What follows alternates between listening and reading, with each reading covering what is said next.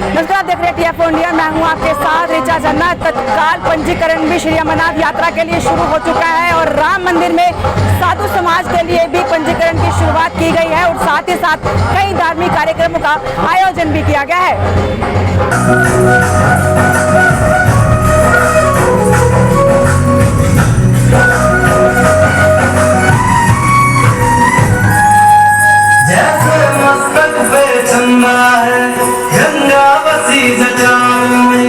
वैसे रखना है अविनाशी मुझे प्रेम की छाँव में।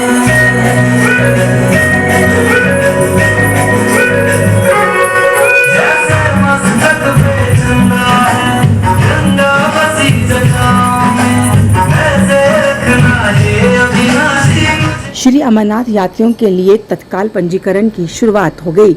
इसके लिए शहर भर में कई काउंटर्स बनाए गए हैं जहां पर अमरनाथ यात्री अपना तत्काल पंजीकरण करवा सकते हैं। वहीं साधु समाज के लिए भी तत्काल पंजीकरण की व्यवस्था की गई है। इसमें वो राम मंदिर और गीता भवन में अपना तत्काल पंजीकरण करवा सकते हैं। राम मंदिर में भी आज तत्काल पंजीकरण की शुरुआत की गई। इसके साथ साथ साधु समाज के लिए लंगर की व्यवस्था भी की गई। इस मौके पर धार्मिक कार्यक्रमों का भी आयोजन किया गया। कार्यक्रम में बीजेपी के कई बड़े नेता भी शामिल हुए। इस दौरान कई अन्य गणमान्य अतिथि भी मौजूद थे। कार्यक्रम के मौके पर सुरक्षा के भी कड़े इंतजाम किए गए थे। वहीं शिव उपासना और शिव तांडव ने सारा माहौल भक्तिमय बना दिया। पूरा राम मंदिर बाबा बर्फानी के जयकारों से गूंज उठा।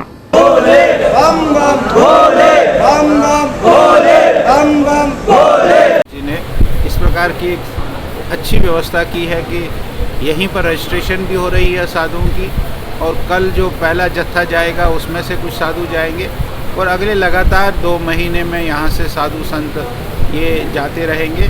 साधु संतों का एक बहुत बड़ा हमारे हिंदू समाज में एक परंपरा है। हमारे सन्यासी लोग ये इनकी यात्रा सफल हो, इनकी यात्रा ठीक हो, इनकी यात्रा व्यवस्थित हो, इनको यात्रा में कोई तकलीफ़ न हो, उसके लिए यहाँ बेस कैंप इन्होंने बनाया है महंत रामेश्वर दास जी ने। और उसी दृष्टि से आज इस बार की यात्रा जो कल से शुरू होने वाली है और ये यात्रा 62 दिन चलेगी, और ये 62 दिन की यात्रा का इन्होंने आज यहाँ साधु संतों के लिए शुभारंभ किया है। ये बहुत बड़ी बात है कि हमारे यहाँ एकदम शहर के बीच में इस प्रकार की एक व्यवस्था, जो सारे देश भर से साधु संत आते हैं, उन साधु संतों के लिए इस प्रकार की व्यवस्था यहाँ रखी है। केवल साधु संत नहीं आते, और भी समाज के लोग, जो धार्मिक लोग हैं, जो श्रद्धावान लोग हैं, वो यहाँ आते हैं और महंत जी उनको सारी व्यवस्थाएं देते हैं। यहाँ उनका ठहरना, यहाँ उनका रहना, यहाँ इनका भोजन। और इतना ही नहीं, जब यात्रु वापस आते हैं, संत साधुगण यात्रा करके दर्शन करके वापस आते हैं, वापसी पर भी उनकी यहाँ व्यवस्था होती है। ये बहुत बड़ी बात है। आज इस 2023 की इस यात्रा का शुभारंभ ये आज हमारा हो रहा है। इस बार श्रावण मास 2 महीने का है, तो श्रावण मास 2 महीने का है, इसलिए ये यात्रा बड़ी है। और इस यात्रा का जो आगे वाला हिस्सा है वो अपने में भी एक महत्व का हिस्सा है, इसलिए उस दृष्टि से भी अधिक मास है। उस अधिक मास में भी ये यात्रा चलेगी। ये बहुत बड़ा एक क्षण जो है, जो इन्होंने यहाँ किया है, उसके लिए हम सबको बधाई।